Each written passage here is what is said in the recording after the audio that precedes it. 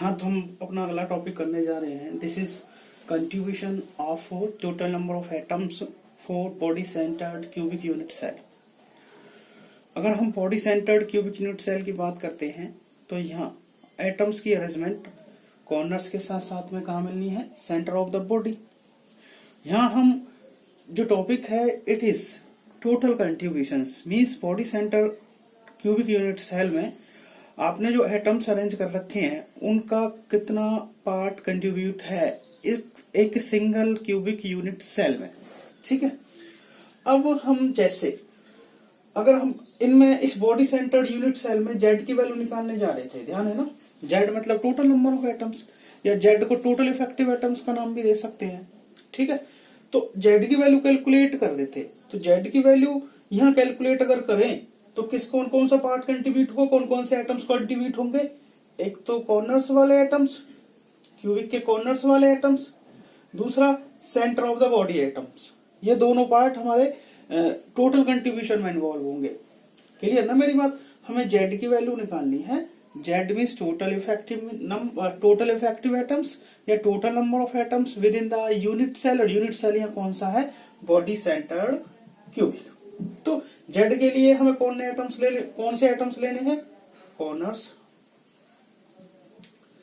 Atoms plus में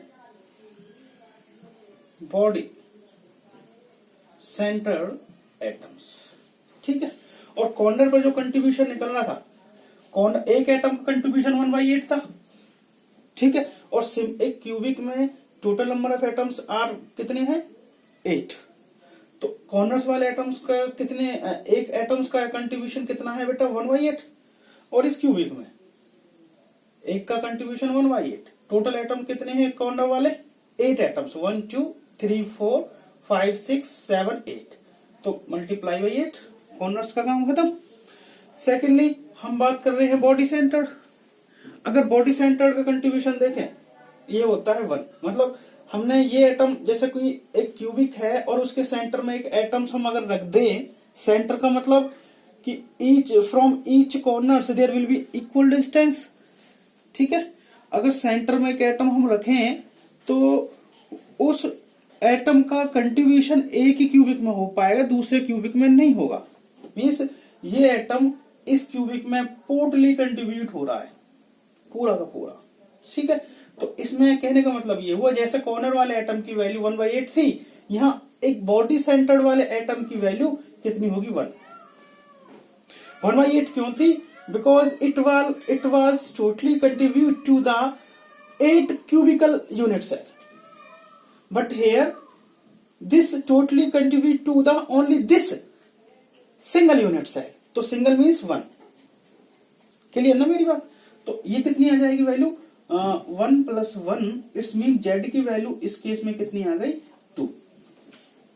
ध्यान रखना है जो है, जैसे कि अगर हम simple body centred cubic unit cell की बात करते हैं तो body centred cubic unit cell में total effective atoms are will be 2। कितने होंगे बेटा? 2 होंगे। वहां जैसे सिंपल में हम देख रहे थे, सिंपल में टोटल कंट्रीब्यूशन कॉर्नर का आएगा, कॉर्नर का ही किया था ना, और कॉर्नर पर केवल कितने आए थे? 1 आई थी जेड की वैल्यू। वैसे ही बॉडी सेंटर्ड में टोटल इफेक्टिव एटम्स या total number of total contribution of atoms देखें तो वो कितना निकल के आएगा? 2 आएगा। ठीक है, नेक्स्ट टॉपिक करने जा रहे हैं। देखो एक बार फिर देखो, हम बात कर रहे थे contribution of total number of atoms for body centred cubic unit cell. अब उस टोटल कंट्रीब्यूशन को हम जेड से डिनोट करते हैं, और अगर हमने body centred cubic unit cell का टोटल कंट्रीब्यूशन निकालना है तो हमें पता है कि इसमें कौन कौन से एटम्स इन्वॉल्व होते हैं? कॉर्नर्स वाले और सेंटर ऑफ द बॉडी वाले। और यहाँ कॉर्नर्स पर कितने एटम हैं? 8। और हर एक कॉर्नर वाले एटम्स की वैल्यू कितनी होती है? कंट्रीब्यूशन कितना होता है? 1/8। क्लियर मेरी बात? इसका काम खत्म कॉर्नर वाले एटम्स का। अब बॉडी सेंटर वाले एटम्स को देखो, बॉडी सेंटर वाला एटम्स का कंट्रीब्यूशन कितना है? कितने क्यूबिक यूनिट सेल में है? एक ही में है। ठीक है, इसके साथ वाला यदि इसके पास वाला कोई और भी यूनिट सेल है तो उसमें तो कंट्रीब्यूशन कुछ होगा नहीं इसका। तो इसमें टोटल कंट्रीब्यूशन मतलब ये एटम पूरी तरह से एक सिंगल यूनिट सेल में ही डिवाइड हो रहा है, कंट्रीब्यूट हो रहा है। ठीक है, तो इसका कंट्रीब्यूशन एक में ही है, एक ही यूनिट सेल में है, तो यहाँ पर वैल्यू कितनी आएगी? 1। तो ये हो गया, इसकी वैल्यू 1, ये ऑलरेडी 1 है ही, तो टोटल जेड की वैल्यू कितनी आ गई बॉडी सेंटर के केस में 2। ठीक है,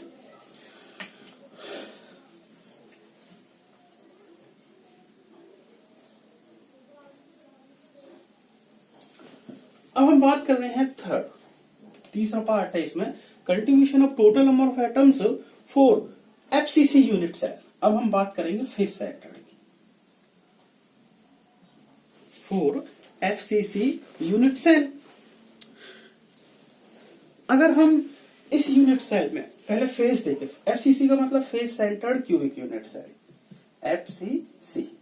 ठीक है, अब इसमें फेस देखो कितने हैं, हमने पहले भी डिस्कस कर चुके हैं, 1 2 3 4, एक इसका बाहर वाला फेस 5 और इसके पीछे वाला फेस 6, तो टोटल फेस अगर देखें तो कितने हैं यहाँ पर 6।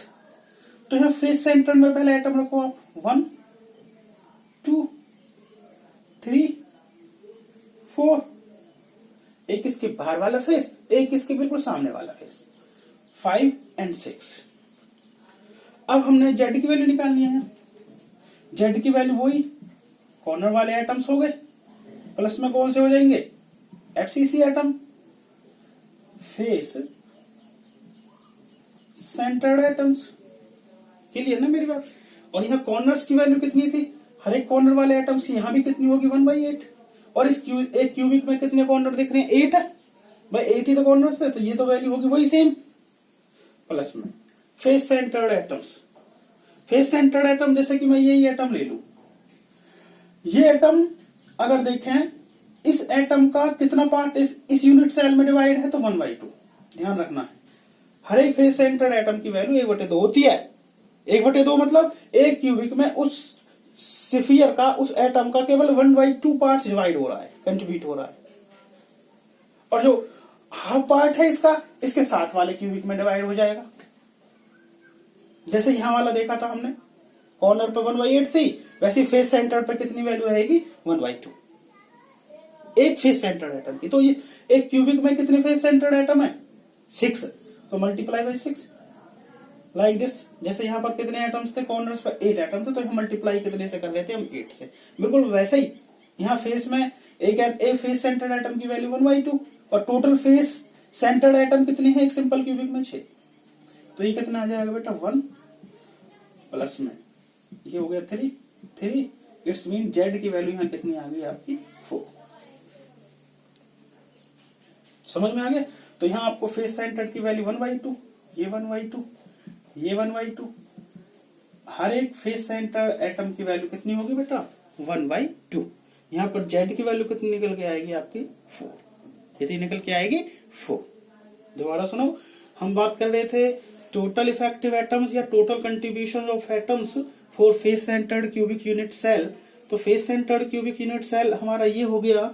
अगर इसमें हमें जेड की वैल्यू निकाले, टोटल कंट्रीब्यूशन अगर निकाले, तो कॉर्नर्स प्लस में फेस सेंटर्ड एटम, ठीक है, फेस सेंटर्ड एटम हमारे कितने हो गए 6, कितनी है 6। तो कॉर्नर्स पर तो वही वैल्यू निकल के आएगी आपकी 1/8 इंटू में 8, ठीक है, सेम है जैसा कि लास्ट में चल रहा था, बट मेन है यहाँ पर face centred.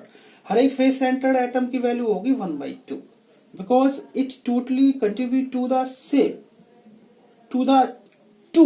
Same unit cell, क्योंकि यहाँ पर हर एक फेस सेंटर्ड एटम कितने यूनिट सेल में डिवाइड होगा, कंट्रीब्यूट होगा 2।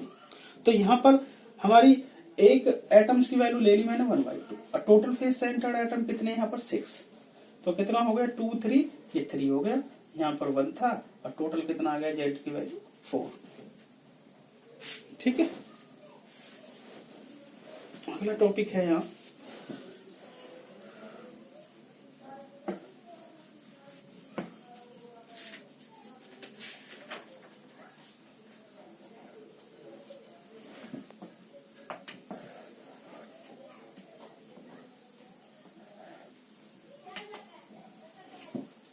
contribution of total number of atoms for ECC end centered cubic unit cell. End centred में देखो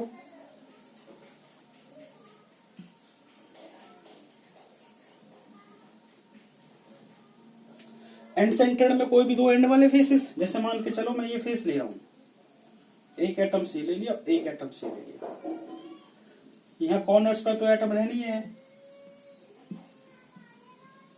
ठीक है। अब यहां जेड की वैल्यू निकाल रहा हूं मैं, तो वही निकलेगी यहां कॉर्नर्स प्लस में एंड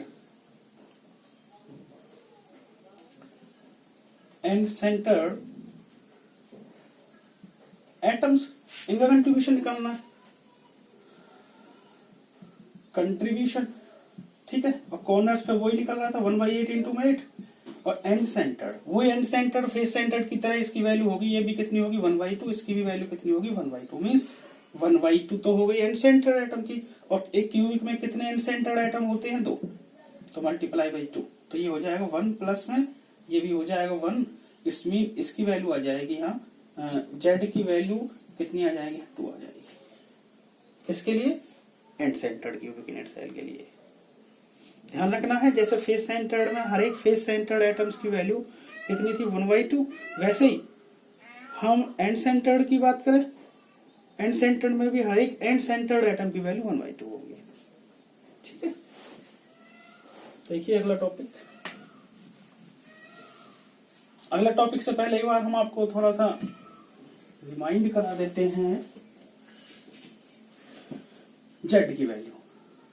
जेड की वैल्यू बताने जा रहा हूं मैं, यहां ले रहा हूं simple cubic, simple cubic, body centred cubic,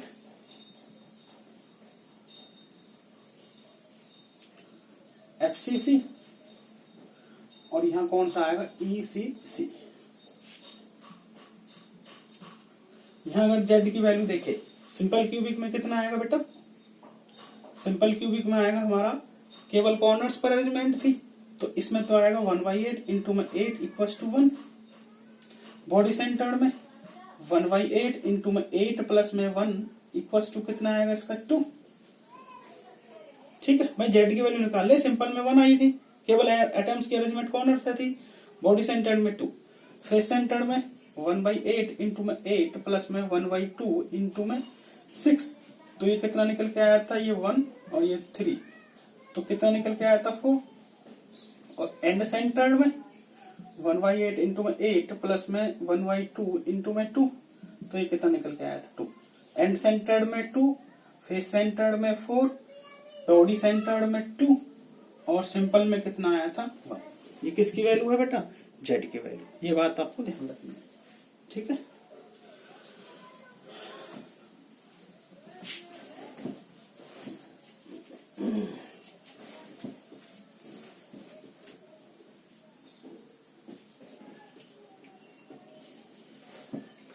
अब जो नेक्स्ट टॉपिक है हमारा